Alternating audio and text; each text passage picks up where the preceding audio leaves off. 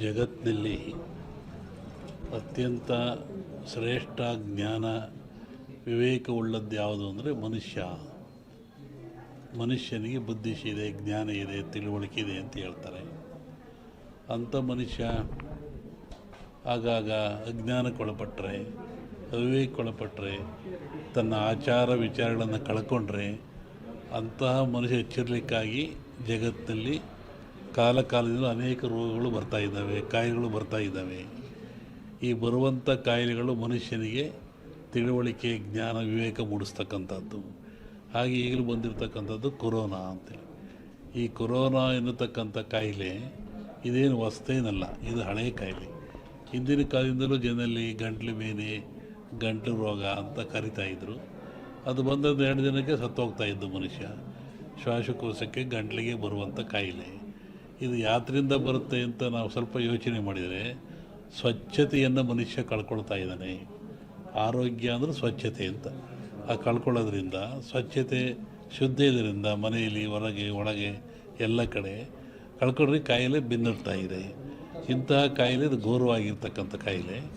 ಕೇವಲ 1 ಗ್ರಾಮ್ ತೂಕ ಇರತಕ್ಕಂಥ ಕಾಯಿಲೆ ಇದು ಜಗತ್ತನ್ನೇ ಎದುರಿಸ್ತಾ ಇದೆ. ಮನುಕುಲಕ್ಕೆ ಇದು ಮಾರಕವಾಗಿದೆ. ಇದು ಮುಂದೆ ಇನ್ನೂ ಹೆಚ್ಚಾದ ಲಕ್ಷಣಗಳು ಭಾಳ ಇದ್ದಾವೆ ಜಗತ್ತಿನಾದ್ಯಂತ.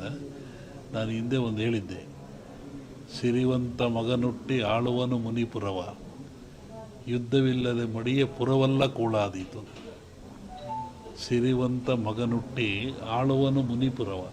ಮುನಿಪುರ ಅಂದರೆ ಅಮೇರಿಕಾ ದೇಶವನ್ನು ಸನ್ಯಾಸಿ ಊರು ಅಂತ ಕರೀತಾರೆ. ವಿಷ್ಣು ವಾಮಾವತಾರದಲ್ಲಿ ಅಲ್ಲಿ ಅವನು ಭೂಮಿ ತೊಳೆದಿದ್ದು, ಸಂಪದ್ಭರಿತ ರಾಜ. ಅದು ಸನ್ಯಾಸಿಗೆ ದಾನ ಕೊಟ್ಟದ್ದು.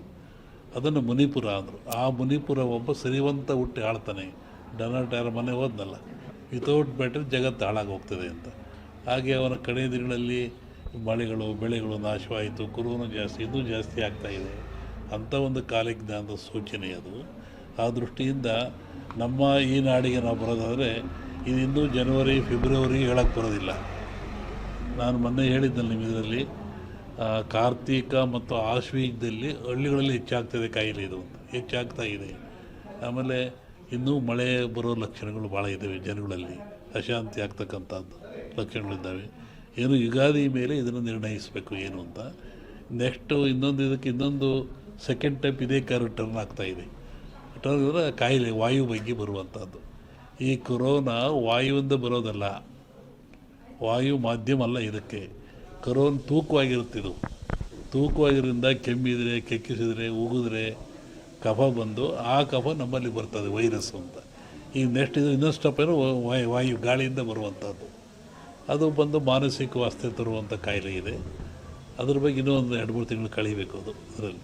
ಅದು ಒಟ್ಟು ಮನುಷ್ಯ ಎಚ್ಚರವಾಗಿದ್ದು ಆರೋಗ್ಯ ಕಾಪಾಡ್ಕೊಂಡು ಸ್ವಚ್ಛತೆಯನ್ನು ಕಾಪಾಡ್ಕೋಬೇಕು ಮನುಷ್ಯ.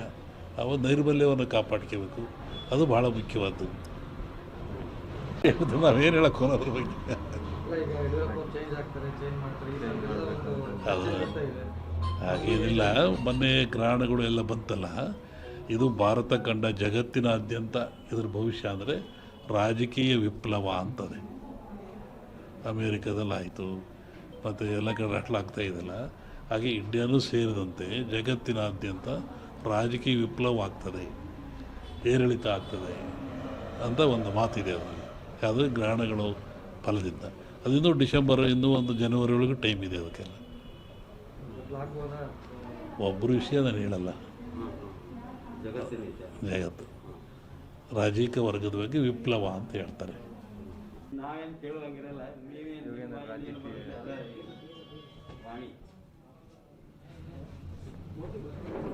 ಜಗತ್ತಿನಲ್ಲಿ ಅತ್ಯಂತ ಶ್ರೇಷ್ಠ ಜ್ಞಾನ ವಿವೇಕವುಳ್ಳದ್ದು ಯಾವುದು ಅಂದರೆ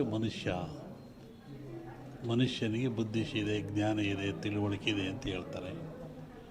ಅಂಥ ಮನುಷ್ಯ ಆಗಾಗ ಅಜ್ಞಾನಕ್ಕೊಳಪಟ್ಟರೆ, ಅವಿವೇಕಕ್ಕೊಳಪಟ್ಟರೆ, ತನ್ನ ಆಚಾರ ವಿಚಾರಗಳನ್ನು ಕಳ್ಕೊಂಡ್ರೆ ಅಂತಹ ಮನುಷ್ಯ ಎಚ್ಚರಿಕೆಗಾಗಿ ಜಗತ್ತಿನಲ್ಲಿ ಕಾಲದಿಂದ ಅನೇಕ ರೋಗಗಳು ಬರ್ತಾ ಇದ್ದಾವೆ, ಕಾಯಿಲೆಗಳು ಬರ್ತಾ ಇದ್ದಾವೆ. ಈ ಬರುವಂಥ ಕಾಯಿಲೆಗಳು ಮನುಷ್ಯನಿಗೆ ತಿಳುವಳಿಕೆ, ಜ್ಞಾನ, ವಿವೇಕ ಮೂಡಿಸ್ತಕ್ಕಂಥದ್ದು. ಹಾಗೆ ಈಗಲೂ ಬಂದಿರತಕ್ಕಂಥದ್ದು ಕೊರೋನಾ ಅಂತೇಳಿ. ಈ ಕೊರೋನಾ ಎನ್ನತಕ್ಕಂಥ ಕಾಯಿಲೆ ಇದೇನು ಹೊಸ್ತೇನಲ್ಲ, ಇದು ಹಳೆಯ ಕಾಯಿಲೆ. ಹಿಂದಿನ ಕಾಲದಿಂದಲೂ ಜನರಲ್ಲಿ ಗಂಟ್ಲು ಬೇನೆ, ಗಂಟಲು ರೋಗ ಅಂತ ಕರಿತಾಯಿದ್ರು. ಅದು ಬಂದದ್ದು 2 ದಿನಕ್ಕೆ ಸತ್ತೋಗ್ತಾ ಇದ್ದು ಮನುಷ್ಯ. ಶ್ವಾಸಕೋಶಕ್ಕೆ ಗಂಟ್ಲಿಗೆ ಬರುವಂಥ ಕಾಯಿಲೆ. ಇದು ಯಾತ್ರಿಂದ ಬರುತ್ತೆ ಅಂತ ನಾವು ಸ್ವಲ್ಪ ಯೋಚನೆ ಮಾಡಿದರೆ, ಸ್ವಚ್ಛತೆಯನ್ನು ಮನುಷ್ಯ ಕಳ್ಕೊಳ್ತಾ ಇದ್ದಾನೆ. ಆರೋಗ್ಯ ಅಂದರೆ ಸ್ವಚ್ಛತೆ ಅಂತ. ಆ ಕಳ್ಕೊಳ್ಳೋದ್ರಿಂದ, ಸ್ವಚ್ಛತೆ ಶುದ್ಧ ಇದರಿಂದ ಮನೆಯಲ್ಲಿ, ಹೊರಗೆ, ಒಳಗೆ ಎಲ್ಲ ಕಡೆ ಕಳ್ಕೊಂಡ್ರೆ ಕಾಯಿಲೆ ಬೆನ್ನಿರ್ತಾ ಇದೆ. ಇಂತಹ ಕಾಯಿಲೆ ಇದು ಘೋರವಾಗಿರ್ತಕ್ಕಂಥ ಕಾಯಿಲೆ. ಕೇವಲ 1 ಗ್ರಾಮ್ ತೂಕ ಇರತಕ್ಕಂಥ ಕಾಯಿಲೆ. ಇದು ಜಗತ್ತನ್ನೇ ಎದುರಿಸ್ತಾ ಇದೆ. ಮನುಕುಲಕ್ಕೆ ಇದು ಮಾರಕವಾಗಿದೆ. ಇದು ಮುಂದೆ ಇನ್ನೂ ಹೆಚ್ಚಾದ ಲಕ್ಷಣಗಳು ಭಾಳ ಇದ್ದಾವೆ ಜಗತ್ತಿನಾದ್ಯಂತ. ನಾನು ಹಿಂದೆ ಒಂದು ಹೇಳಿದ್ದೆ, ಸಿರಿವಂತ ಮಗನುಟ್ಟಿ ಆಳುವನು ಮುನಿಪುರವ, ಯುದ್ಧವಿಲ್ಲದೆ ಮಡಿಯ ಪುರವಲ್ಲ ಕೂಳಾದೀತು. ಸಿರಿವಂತ ಮಗನುಟ್ಟಿ ಆಳುವನು ಮುನಿಪುರವ. ಮುನಿಪುರ ಅಂದರೆ ಅಮೇರಿಕಾ ದೇಶವನ್ನು ಸನ್ಯಾಸಿ ಊರು ಅಂತ ಕರೀತಾರೆ. ವಿಷ್ಣು ವಾಮಾವತಾರದಲ್ಲಿ ಅಲ್ಲಿ ಅವನು ಭೂಮಿ ತೊಳೆದಿದ್ದು, ಸಂಪದ್ಭರಿತ ರಾಜ. ಅದು ಸನ್ಯಾಸಿ ದಾನ ಕೊಟ್ಟದ್ದು.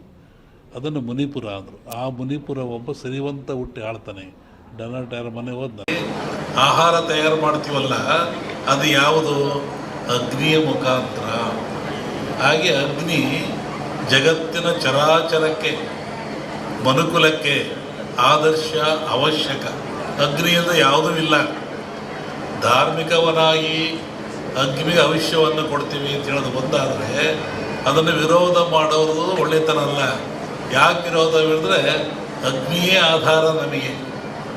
ಅನ್ನ ಮಾಡಲಿಕ್ಕೆ, ಚಹಾ ಕುಡಿಲಿಕ್ಕೆ, ಒಂದು ರೊಟ್ಟಿ ಮಾಡಿಕೊಳ್ಳಲಿಕ್ಕೆ ಏನು ತಿನ್ನೋಕ್ಕೆ ಅಗ್ನಿ ಬೇಕು. ಅಗ್ನಿ ದೈವೋ ಭವ.